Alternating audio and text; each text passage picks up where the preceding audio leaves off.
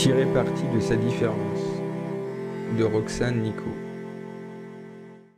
Mardi matin, premier jour depuis la rentrée des vacances de Pâques, ma co-stagiaire faisait passer un test à nos élèves sur un livre que nous avions travaillé avec eux depuis le début du semestre.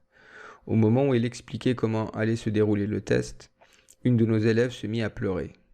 Elle était partie en vacances 2 semaines avant les autres et n'avait donc pas pu suivre les derniers cours sur le livre. Elle était paniquée. Ma co-stagiaire, sans vraiment d'empathie, lui répondit « Oh, ça ne sert à rien de pleurer. Tu as le droit au livre pour le test et je te laisserai exprès plus de temps s'il le faut.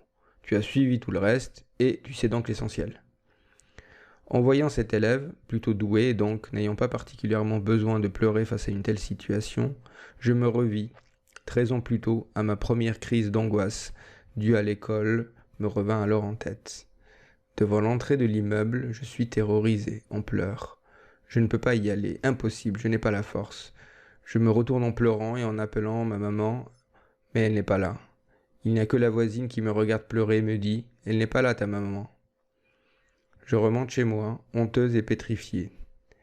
Ma maman vient m'ouvrir la porte, elle me voit totalement épouvantée et cède. Elle m'accompagne donc jusqu'à l'école.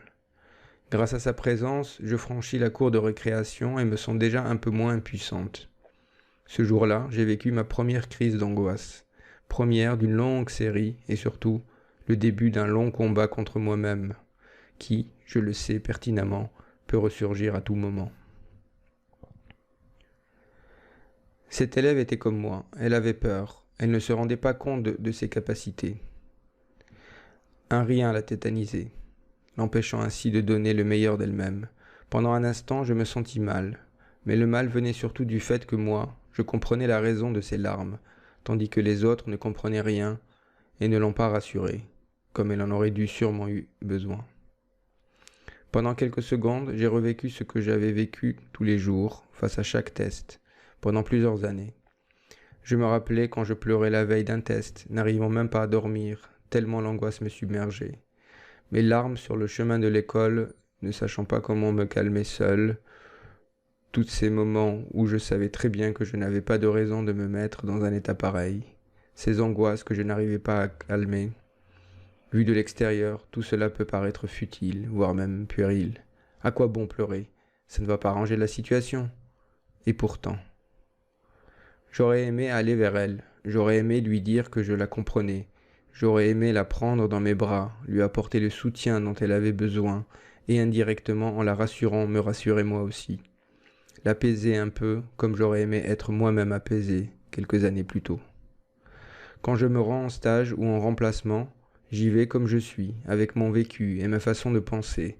Je ne me cache pas. J'espère que mon passé m'aidera à améliorer le futur de mes élèves. J'espère avoir plus d'empathie que l'avaient certains de mes professeurs, impuissants face à mes peurs.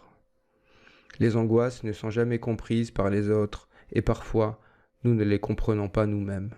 C'est un trait de caractère, voire même une maladie avec laquelle nous devons vivre. Je prends cela comme une force. Ainsi, il m'est possible de mieux comprendre mes élèves face à leurs propres angoisses. Il faut essayer de réussir à s'aimer tel que l'on est, avec ses forces et ses faiblesses, tenter de tirer parti de sa différence, ne pas vouloir être quelqu'un d'autre. Tous les autres sont déjà pris. Il faut être soi-même. C'est ce que je compte inculquer à mes élèves, les rassurer, leur apprendre à s'aimer et à s'accepter.